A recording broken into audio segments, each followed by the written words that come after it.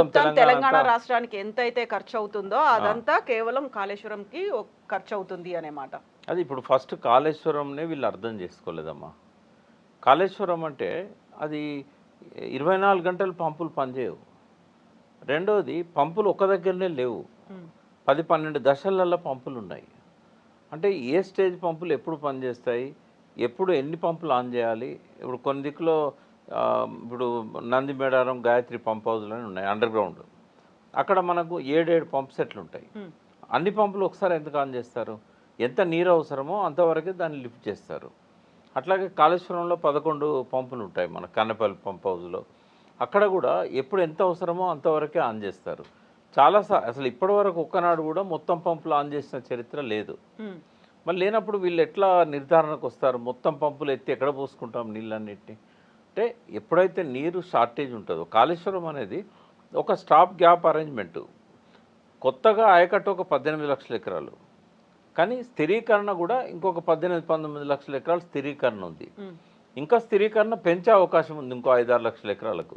అంటే పాత ప్రాజెక్టులు ఏవైతే సమైక్య రాష్ట్రంలో కట్టిన ప్రాజెక్ట్స్ ఉన్నాయో చాలా వరకు నీళ్ళు వచ్చే అవకాశం లేదు వాటికి. అంటే అవి కట్టినాడు వాటర్ ఫీజిబిలిటీ ఉండే, కానీ పైన మహారాష్ట్ర బాబ్లీ లాంటి ప్రాజెక్టులను ప్రతి గోదావరి నదిలోకి వచ్చే ప్రతి ఉపనది మీద ఈ బ్రిడ్జ్ కమ్ బ్యారేజెస్ పేరుతోని ఎక్కడ నీళ్ళని అక్కడ ఆపుకొని లిఫ్ట్ ఇరిగేషన్ పెట్టుకున్నారు వాళ్ళు. రెండు వైపులా కూడా, నదికి ఇరువైపులా కూడా నీళ్ళని ఆపుకోవడం, లిఫ్ట్ చేసుకోవడం. ఇట్లా ఏ చిన్న వాగును కూడా వదిలిపెట్టలేదు వాళ్ళు. పెద్ద పెద్ద మంజీరా లాంటి నదులనే కాకుండా అందులోకి వచ్చే నారింజ వాగు లాంటి చిన్న చిన్న వాగుల మీద కూడా, కరంజ వాగు అని అంటారు అక్కడ, ఇటువంటి వాటి మీద కూడా బ్రిడ్జ్ కమ్ బ్యారేజెస్ కొన్ని వందలు కట్టుకున్నారు. ఆనాడు పవర్ పాయింట్ ప్రజెంటేషన్ కేసీఆర్ గారు ఇచ్చినప్పుడు వీళ్ళెవరు హౌజ్లో లేరు, అందరు వాకౌట్ చేశారు సభలో ఉండకుండా. ఆనాడు ఆ పవర్ పాయింట్ ప్రజెంటేషన్ చూస్తుంటే కాళేశ్వరం ఎందుకు అవసరం అవుతుంది అనేది వాళ్ళకి అర్థమయ్యేది. వాళ్ళ తర్వాత కూడా యూట్యూబ్లో చూసినట్టు లేరు వాళ్ళు. అయితే ఇవాళ నాగేశ్వర గారికి కూడా నేను చెప్పేది ఏంటంటే, కాళేశ్వరంలో సంవత్సరం మొత్తం పంపులు 24 గంటలు పనిచేయవు. అన్ని దశల్లో కూడా పంపులు ఒకేసారి ఆన్ చేయరు.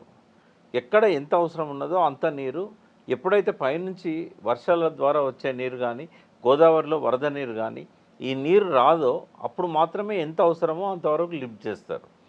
సమ్మర్లో ఏంటంటే మనకు సమ్మర్లో గోదావరిలో నీళ్ళు దొరుకుతాయి. దాదాపుగా మే నెల వరకు కూడా గోదావరిలో కొంత వాటర్ అవైలబిలిటీ ఉంటుంది. సో ఈ వాటరు మనకు నెక్స్ట్ ఎర్లీ క్రాప్స్ కోసం, ఒకవేళ వర్షాలు తొందరపడకపోతే జూన్లో నాట్లు వేసుకోవడానికి అందుబాటులో ఉండాలని చెప్పి కొన్ని చెరువులలో, రిజర్వాయర్లలో నింపి పెట్టుకుంటాం మనం. అప్పుడు ఏమైందంటే ఒక్కోసారి వరదలు వస్తాయి పైనుంచి. 5 ఏళ్ళకు ఒకసారైనా గోదావరిలో వరద వస్తుంది. ఆ వాతావరణం ప్రెడిక్షన్స్ సరిగా లేక అనుకోకుండా వరదలు వచ్చాయనుకోండి, అప్పుడు ఏం చేస్తాం? నింపిన నీళ్ళనే మళ్ళీ వదిలిపెట్టాల్సి వస్తుంది. సో ఇటువంటి స్టాప్ గ్యాప్ అరేంజ్మెంట్ కోసం, ముందు జాగ్రత్త కోసం నింపి పెట్టుకొని మనకు అవసరం లేనప్పుడు వదలాల్సి వస్తుంది ఫ్లడ్ వచ్చినప్పుడు. సో వీటిని అన్నిటిని కూడా పెద్దగా చేసి చూపెట్టి దాన్ని ఆ కరెంటు మీద ఒక ఇది ఫీజిబుల్ కాదు, ఇంత ఒక్కొక్క రైతు 45,000 రూపాయలు ఎకరానికి పంట పండిస్తాడా అంటే కేవలం రైతు పండించే పంట మీదనే వాళ్ళ ధ్యాస ఉన్నది తప్ప నీళ్లతో ఉండే అనేక రకాల లాభాల గురించి వాళ్ళు ఆలోచించడం లేదు. అయితే నిర్మాణానికి సంబంధించే ఎందుకని ఇన్ని డౌట్స్ వస్తున్నాయి? అక్కడ రిటైర్డ్ ఇంజనీర్లు ఇచ్చినటువంటి రిపోర్ట్ అనేది అక్కడ కాళేశ్వరం కట్టడం ఫీజిబిలిటీ కాదు అని చెప్పినప్పటికి కూడా కేసీఆర్ పట్టించుకోలేదు.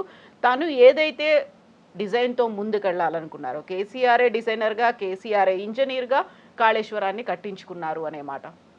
అయితే మేడిగడ్డది కొంచెం సమగ్రంగానే మాట్లాడాల్సి ఉంటుంది. అయితే ఇప్పుడు ఎవరి రిపోర్ట్ ఆధారంగా అక్కడ బ్యారేజ్ కట్టారు? వాస్తవంగా ఇంజనీర్స్ ఎవరైతే రిపోర్ట్ ఇచ్చారో ఫీజిబిలిటీ లేదని చెప్పి, వాళ్ళు తెలంగాణ రిటైర్డ్ ఇంజనీర్సే. వాళ్ళు హెలికాప్టర్ ఇస్తే 2 హెలికాప్టర్లలో పైన తిరిగి వచ్చారు రిపోర్ట్ ఇచ్చారు. అందులో శ్యాంప్రసాద్ రెడ్డి గారు అయితే సంతకమే చేయలేదు ఆయన. ఆ మిగతా 4 ఇంజనీర్లలో వాళ్ళు ప్రాణహిత చేవెళ్ళని డిజైన్ చేసిన దానిలో వాళ్ళు ఉన్నారు. అందులో ప్రధానంగా వెంకటరామారావు గారు, వీళ్ళు. వాళ్ళకి ఏంటంటే ఇక్కడ నుంచి నీళ్ళు తెచ్చుకోవచ్చు కదా, మళ్ళీ ఇక్కడ కొత్త గట్టుడు ఎందుకు అనే ఒక ఒపీనియన్ను మైండ్లో పెట్టుకొని ఆ రిపోర్ట్ ఇచ్చారు. వాస్తవంగా వాళ్ళు తిరిగి స్టడీ చేసింది లేదు. అక్కడ భూభౌతిక శాస్త్రవేత్తలు తేల్చాల్సిన పనిని వీళ్ళు ఎట్లా చెప్తారు? ఇప్పుడు ఈ ఇంజనీర్లు అంతా కూడా సాగునీటి ఇంజనీర్లు.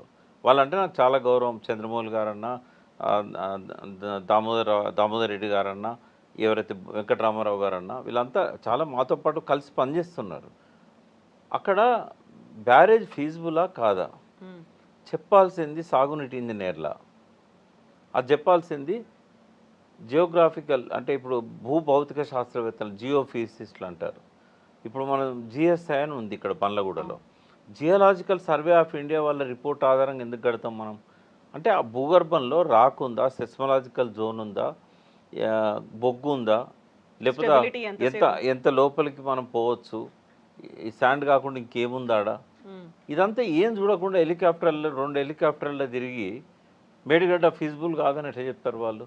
రెండవది, బట్ ఎవరి రిపోర్టును బేస్ చేసుకొని కట్టారు అది? అసలు మనకు భారతదేశం మొత్తంలో ఎక్కడ బ్యారేజీలు కట్టాలన్నా, ఎక్కడ డ్యాములు కట్టాలన్నా కేంద్ర ప్రభుత్వ ఆధీనంలోని వ్యాప్కోస్ అనే ఒక సంస్థ ఉంటుంది. వ్యాప్కోస్ సంస్థ ఆధారం, వాళ్ళ రిపోర్ట్ ఆధారంగా బ్యారేజ్ కట్టారు. ఇప్పుడు సర్వే చేసింది, ప్రత్యామ్నాయ స్థలాల కోసం సర్వే చేసింది కూడా వ్యాప్కోసే. రాష్ట్ర ప్రభుత్వం అధికారికంగా ఓ ప్రైవేట్ సంస్థకి ఇవ్వలేదు. కేంద్ర ప్రభుత్వం వాళ్ళ గుర్తింపు పొంది వాళ్ళలో భాగమైన ఒక సంస్థకే ఇచ్చారు. మరి వ్యాప్కోస్ చెప్పిన రిపోర్ట్ తప్పని చెప్పట్లేదు కదా ఎవరు? వ్యాప్కోస్ తప్పుడు రిపోర్ట్ ఇచ్చిందని ఎవరు చెప్పట్లేదు. మరి ఆ రిపోర్ట్ ఆధారంగానే మేడిగడ్డ కట్టారు. ఎన్ని రకాల దుష్ప్రచారం అంటే, ఆడ కూర్చొని మామ అల్లుడు కలిసి మేడిగడ్డ ఆడే, అసలు కేసీఆర్ గారు ఇనాగ్రేషన్ దాకా ఎన్నడూ మేడిగడ్డకే పోలేదు. 1-2 సార్లు లాస్ట్ స్టేజ్లో ఎంతవరకు అయిందని చూడడానికి వచ్చాడు తప్ప, ఆయన మొత్తం ఇనాగ్రేషన్ దాకా విజిట్ చేసింది 2 సార్లు. ఆయన ఏమో అక్కడ కూర్చొని కట్టలేదు, ఆ స్థలాన్ని ఆయన చూపెట్టలేదు. ప్రత్యామ్నాయ స్థలాలు చూపెట్టమని చెప్పారు తప్ప ఆయన ఏమి అక్కడ ఉండి కట్టించింది కాదు, ఆ డిజైన్ ఆయన ఇచ్చింది కాదు. సత్వరమే కావాలని ఎవరైనా చెప్తారు. ఏ ముఖ్యమంత్రి అయినా ఆత్మహత్యలు చేసుకుంటున్నారు నీళ్లు లేక, సత్వరమే కట్టాలని చెప్తారు. ఇప్పుడు ఈ కాంగ్రెస్ వీళ్ళ పాలనలో దాదాపు 57 ఏళ్లలో 35 ఏళ్ళకు పైన కాంగ్రెసే పరిపాలించింది. శ్రీరామ్ సాగర్ తర్వాత ఒక్క బ్యారేజ్ అన్న కట్టిల్లానమ్మా? శ్రీరామ్ సాగర్ ప్రాజెక్టు 63లో నెహ్రూ శంకుస్థాపన చేశాడు, ఫౌండేషన్ స్టోన్ వేశాడు. అది 75 నాటికి కంప్లీట్ అయింది. 77లో మొట్టమొదటిసారి నీళ్ళు ఇచ్చారు. అంటే 40 ఏళ్ల పాటు ఒక్క బ్యారేజ్ కూడా వీళ్ళు కట్టిన పాపన పోలేదు. కట్టిన బ్యారేజీలనేమో క్రిటిసైజ్ చేస్తారు. ఈ క్రిటిసైజ్ చేయడంలో వాళ్ళకి ఏంటంటే, వాళ్ళకి అస్సలు ఇష్టం లేదు మేడిగడ్డ బ్యారేజ్. ఎందుకు అంటే, ఆంధ్ర నాయకుల చెప్పు చేతల్లో ఉండేవాడు రేవంత్ రెడ్డి. రేవంత్ రెడ్డి ఒక్కడే కాదు, ఈ కాంగ్రెస్ నాయకులు కూడా సోనియా గాంధీ, రాహుల్ గాంధీ చెప్పు చేతల్లో ఉంటారు. వాళ్ళను ఆడిచ్చేదేమో ఆంధ్ర నాయకులు. మనం చూసాం సమైక్య రాష్ట్రంలో వాళ్ళ మాటలకు, వాళ్ళ బెదిరింపులకు ఎట్లా భయపడిపోయి తెలంగాణను వాయిదేస్తేనే కదా 1200 మంది పైన చనిపోయిళ్ళు. ఇవాళ మేడిగడ్డ లాంటి బ్యారేజీలు, సమ్మక్క సారక్క లాంటి బ్యారేజీలు కేసీఆర్ కట్టడం వల్ల విషాన్ని పెంచుకున్నారు వాళ్ళు. ఎందుకంటే వాళ్ళకేందంటే, ఎక్కడ తెలంగాణలో చెరువులు దిగినా, ఎక్కడ వాగుళ్ళల్లో నీళ్ళు వచ్చినా అవి గోదావరిలోకి రావాలి, ఎక్కడ ఆగకుండా గోదావరి డెల్టాకు పోవాలి. అప్పుడు పోలవరం లేదుగా. అప్పుడు ఏంటంటే అక్కడ ధవళేశ్వరం ఆనకట్ట కింద కేవలం ఆనకట్ట పైన 2 టీఎంసీల స్టోరేజే ఉండేది. 2 టీఎంసీలతో 14 లక్షల ఎకరాలు ఎట్లా పంటలు పండుతాయి? కాబట్టి గోదావరిని నిరంతరం ప్రవహిస్తూనే ఉండాలి వాళ్ళ పొలాలు, వాళ్ళ ప్రాజెక్టు దాకా. బ్యారేజీలు కడితే ఏమవుతుంది? ఎర్లీ వాటర్ అనేది గోదావరి డెల్టాకు పోదు. ఇక్కడ తెలంగాణలో చెరువులు దిగినా, వరదలు వచ్చినా కూడా ఓవర్ఫ్లో అయితేనే పోతాయి. కాబట్టి సక్సెస్ఫుల్గా 40 ఏళ్ల పాటు ఒక్క బ్యారేజ్ కూడా గోదావరి మీద కట్టకుండా చూశారు. దేవాదుల ప్రాజెక్ట్ అనేది చంద్రబాబు నాయుడు 2001లో ఫౌండేషన్ స్టోన్ వేశాడు. అసలు 38 టీఎంసీలు ఆయన ఇచ్చిన ప్రాజెక్ట్ రిపోర్ట్లోనే తెలంగాణలో 5,50,000 ఎకరాల పంటలకు ఉపయోగించాలని చెప్పాడు. తాగునీటికి కూడా ఇంకో 2-3 టీఎంసీలు, మొత్తం కలిపి 38 టీఎంసీలు. మరి ఏ రకమైన బ్యారేజ్ లేకుండా పారే నీళ్ళల్లో నుంచి అన్ని నీళ్ళని తీసుకోవడం సాధ్యమవుతుందా? ఒక్క టీఎంసీ కూడా స్టోరేజ్ లేదాడ. ఒక చిన్న హోల్ ఉంటుంది గోదావరిలో, కొంచెం ఏమంటారు బొందలు అంటారు కదా, ఒక దగ్గర బొంద ఉంటుంది. ఆ బొందల నుంచి ఎత్తిపోసుకోమంటాడు. ఇట్లా ఎప్పటిదాకా? సమ్మక్క సారక్క బ్యారేజ్ని కేసీఆర్ కట్టేదాకా దేవాదులకు స్టోరేజ్ లేదాడ. అంటే నీళ్ళు అవసరం ఉన్నా కూడా బ్యారేజ్ మాత్రం కట్టరు. ప్రాజెక్ట్ ఇనాగరేషన్ చేసినా కూడా, ఫౌండేషన్ స్టోన్ వేసినా బ్యారేజ్ మాత్రం కట్టరు. అంటే ఒక పెద్ద కుట్ర సమైక్య రాష్ట్రంలో ఏంటంటే, తెలంగాణలో ఎక్కడ బ్యారేజ్ కట్టినా కూడా గోదావరి మీద ఈ చెరువులు దిగిన నీళ్ళు ఆంధ్రకు పోవు.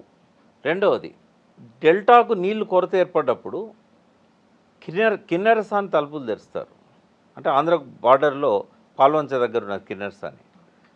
తాలిపేరు ప్రాజెక్ట్ ఇంకొంచెం పైన ఉంది, చెర్ల వెంకటాపురం దగ్గర. ఇక అక్కడి నుంచి పైన వస్తే అప్ టు శ్రీరామ్ సాగర్, నిజాం సాగర్ దాకా ఈ తలుపులు తెరిచి ఈ నీళ్లను నిజామాబాద్, ఆదిలాబాద్, కరీంనగర్, ఖమ్మం జిల్లా నుంచి డెల్టా ఆయకట్టుకు తీసుకుపోతారు. మరి బ్యారేజీలు ఉంటే ఆ నీళ్ళు పోతాయా? పోవు.